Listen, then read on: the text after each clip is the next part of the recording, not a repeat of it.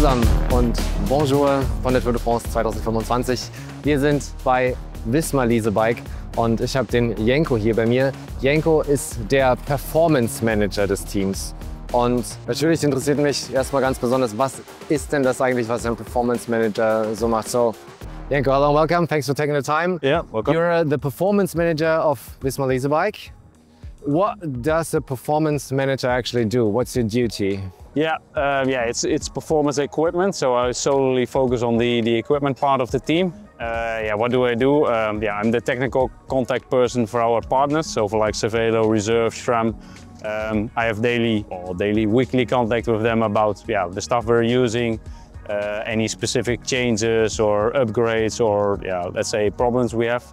And also one part of the job is really to keep innovating, so keep aligned with the market, see new innovations which could be used in our team, or also see innovations and have discussions about it with our partners to together come to better equipment, new equipment, update it. Next to that, I will be the first guy our partners talk to if they have something new, like, okay, we are working on this or this, what do you think? Could you use it? So then we just start, or I start testing it to see, okay, what do I think? Can we use it? Or where should we use it? Does it work?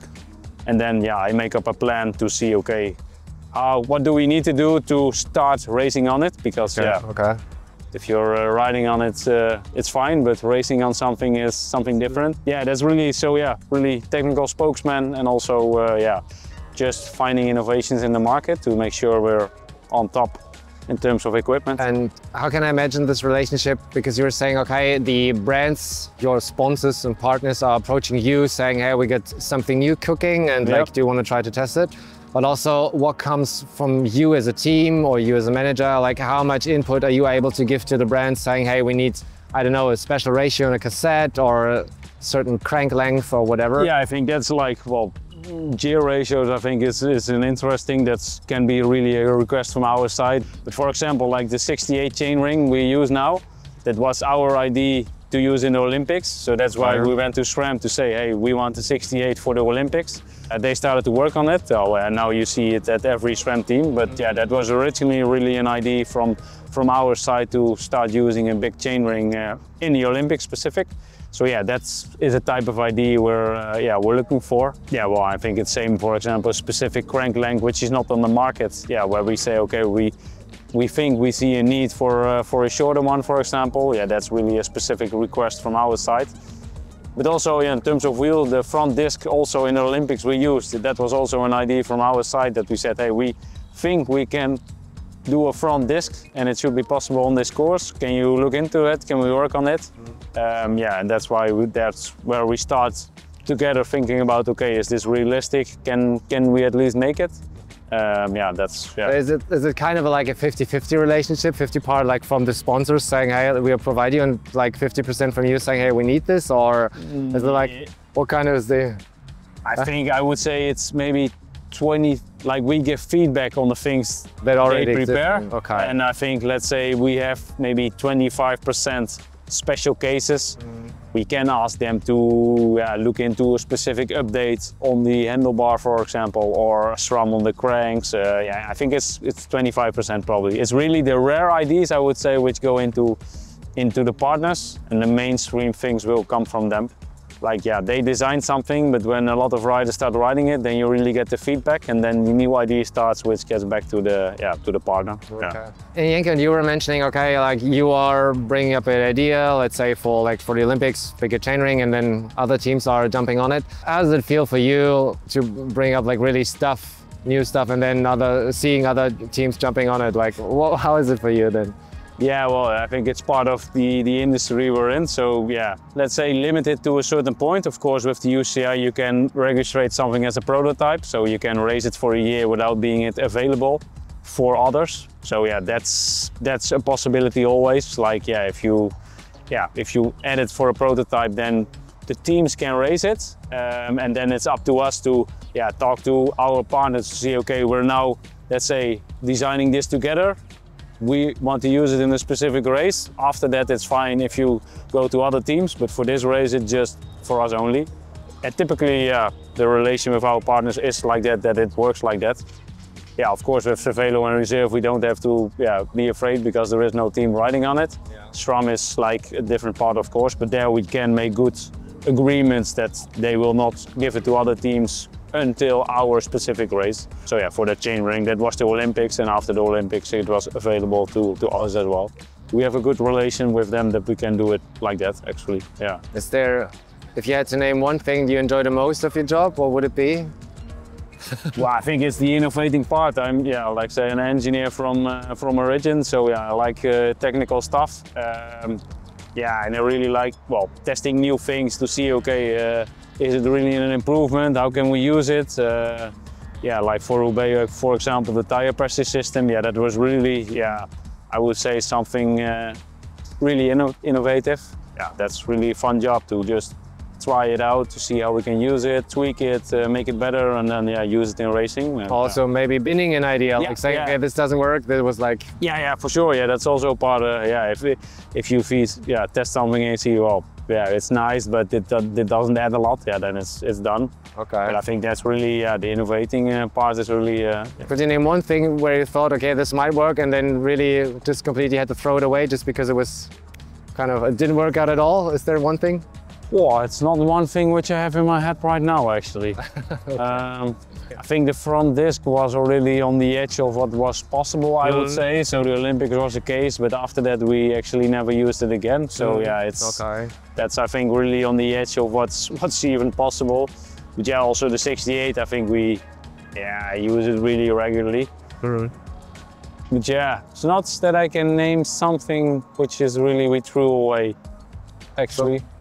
Jenko, looking at your setup, your pit, I can see like there are like cars ready to be loaded with bikes. There's like a workshop truck here. There is a food coach over there. I see many vans. Give us a little introduction into like how many cars you're actually traveling with and what is the purpose of the cars? Yeah, typically you see in a tour like one big bus to move riders around, just to go back and forth to the start and in between the stages.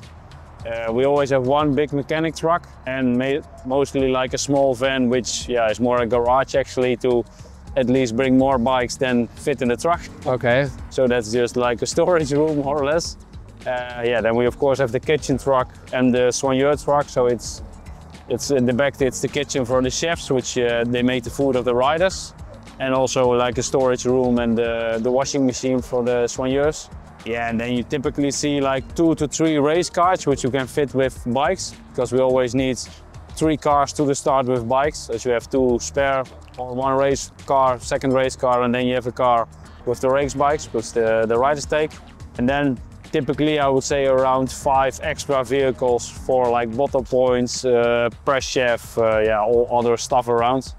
And you also have a van that's dedicated to transport mattresses, right? Or correct. Yeah, the rider just have their own mattress here. So always. So we have like a team of 2 guys who, when they come into the hotel, they change the mattress from the hotel to the mattress of ourselves for the rider.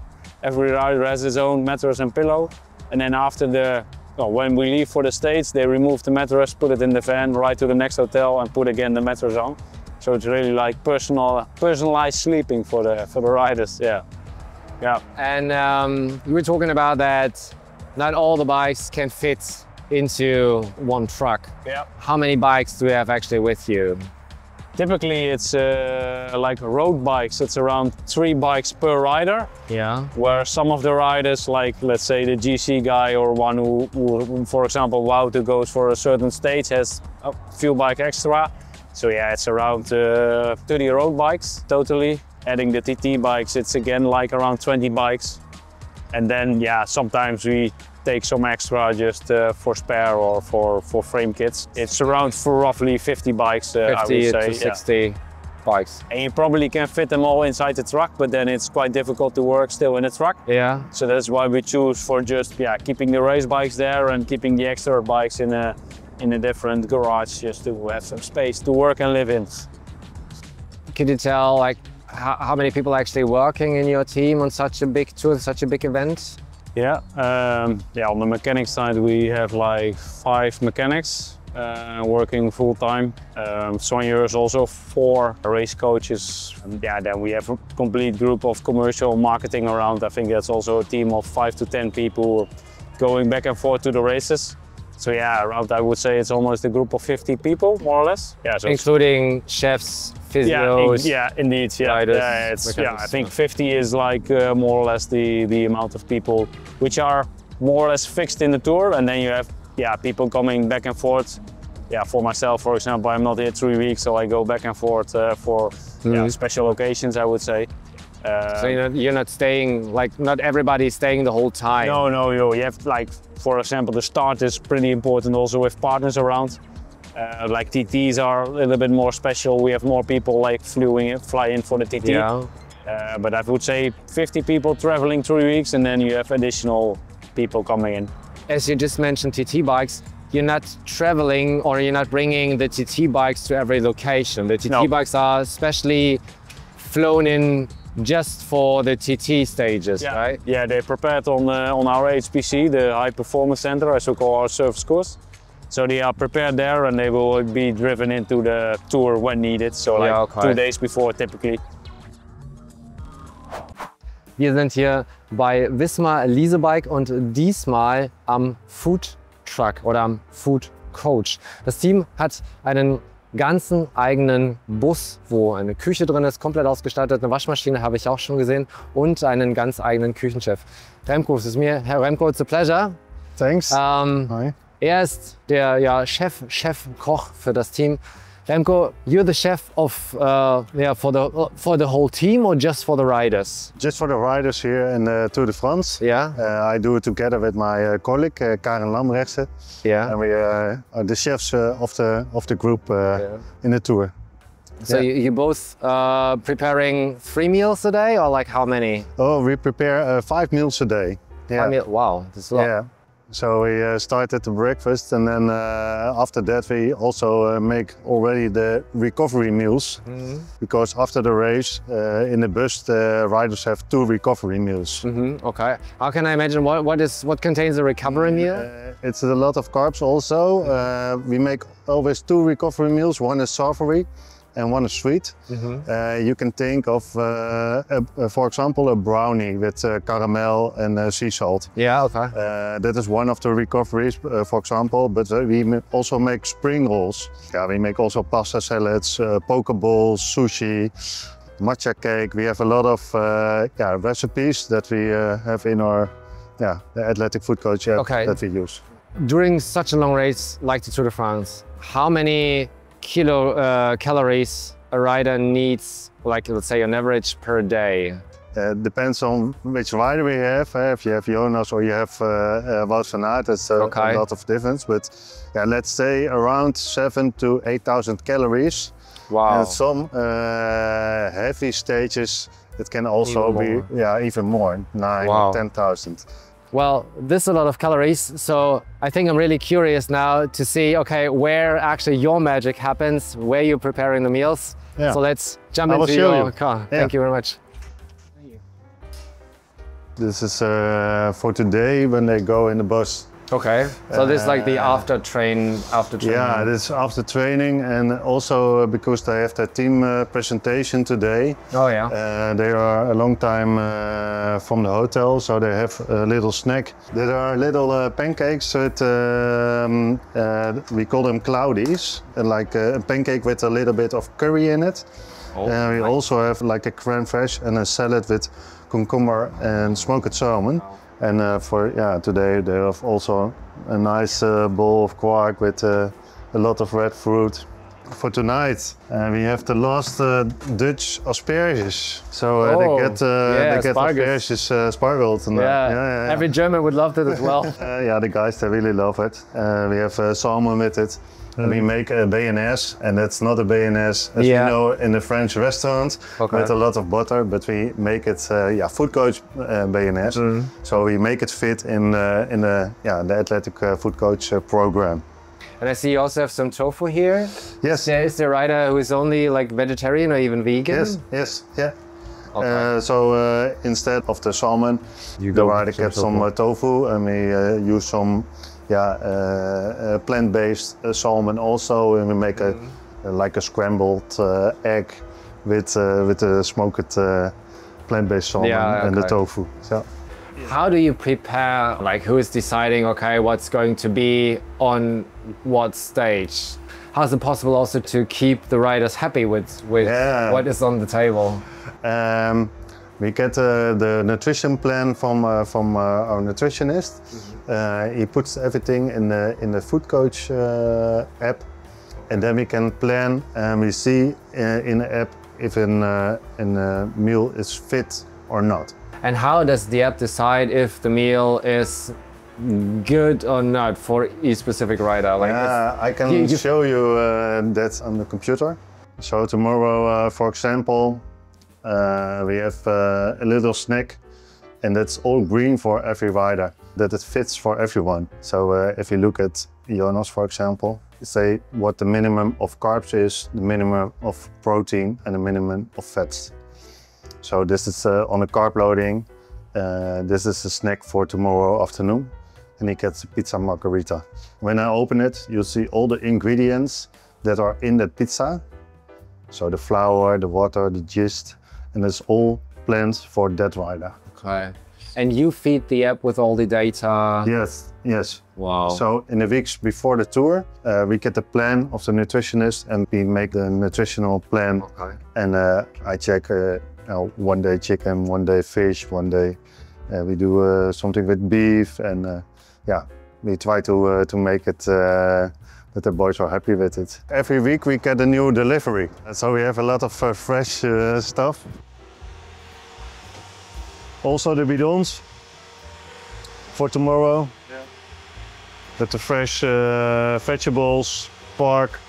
This is for 4 days left, okay, yeah. And then we get a new delivery. Yeah.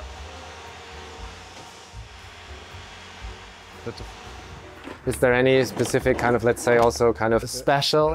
The day before the rest day we make some specials like a hamburger. Yeah, we play also a little bit with the recipes that it fits in the food coach program.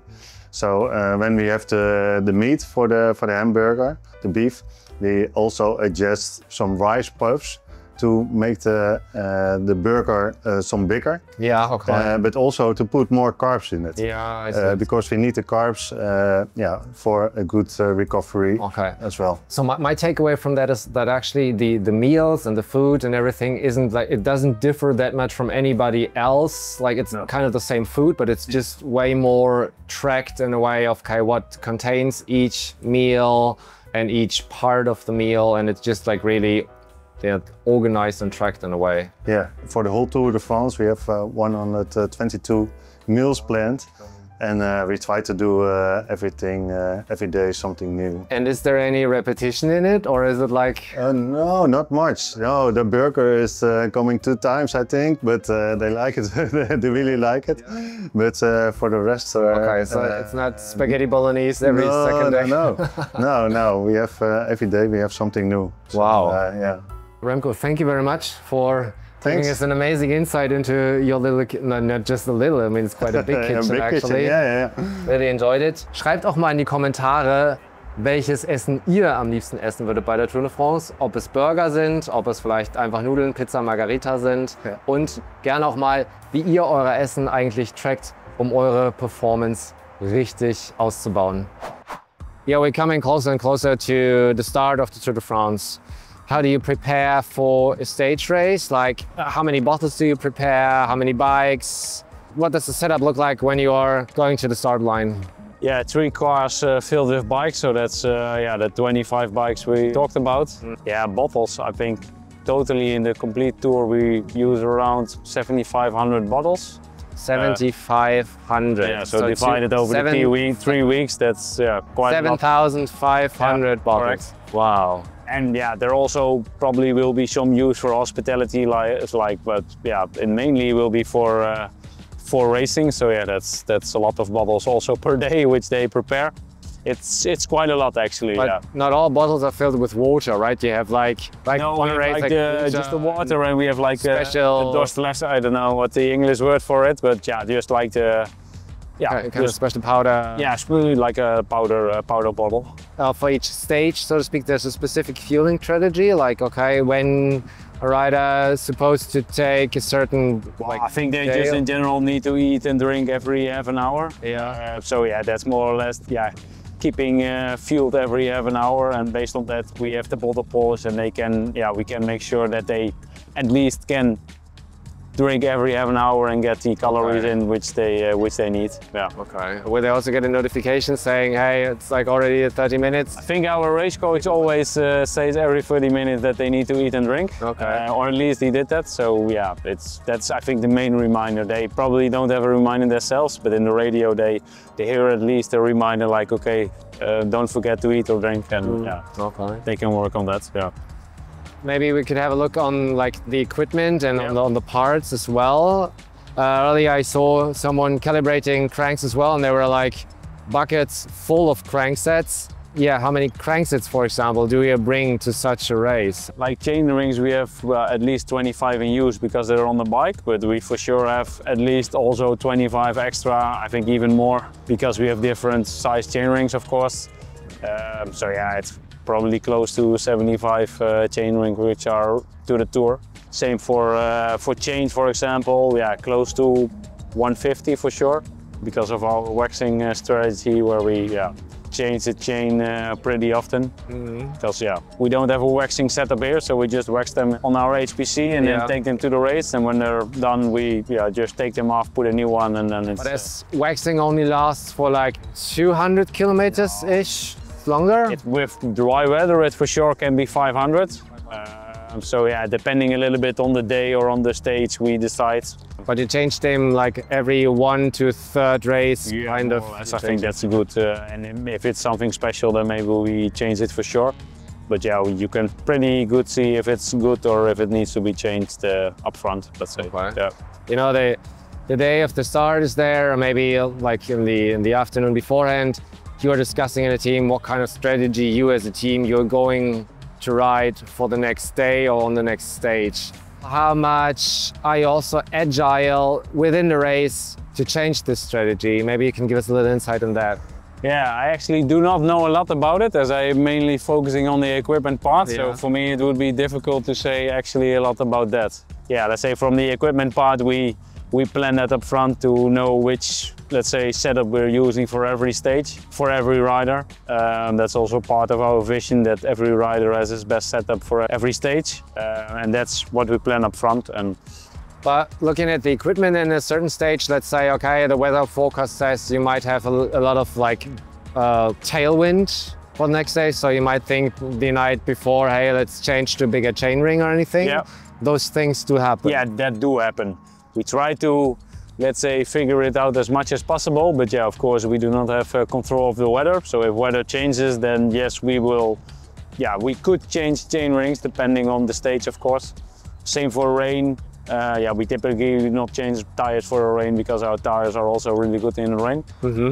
But it's more maybe tweaking the pressure a little bit because of rainy weather. Do you change tire width as well, or do you normally stick to like not for unless we have a gravel stage? But if it's just normal road racing, then we don't change tire width. Then it's more tweaking pressure depending on the parcours. What's the width most of the riders are riding? Now it's 29. 29 is the, let's say, the most. Well, I think that's the general usage. How do you make sure that the tire you're riding has exact 29 millimeters? It could isn't like... Oh yeah, you can't. Yeah. This specific tire was designed for our wheels. So this one it's exactly 29 on our wheels, or 28.8 or something, but it's pretty close. If you use an old 28 on these wheels, then it probably becomes 30. So yeah, we know this one is really 29 because it's designed for our wheels. As you have designed the tire, could you tell the difference when you're riding a 29 millimeter tire and a 30, for example, or 28? Could you tell, like, without knowing? Yeah, I think you can. Yeah? Because, at least if you use the same pressures, then for sure you will feel it. If you tweak the pressures, then it's, then it's maybe, of course. Then it starts to become the same, But yeah, there is a difference in maybe weight is a bit, but also comfort. So you probably will feel the difference, the pros will feel. Okay. Yeah. Well, Jenko, thank you very much for giving us all these interesting and yeah, amazing insights. Schreibt doch gerne mal in die Kommentare, welchen Fakt ihr am interessantesten fandet oder was euch am meisten überrascht hat. Wir sehen uns beim nächsten Video. Bis bald.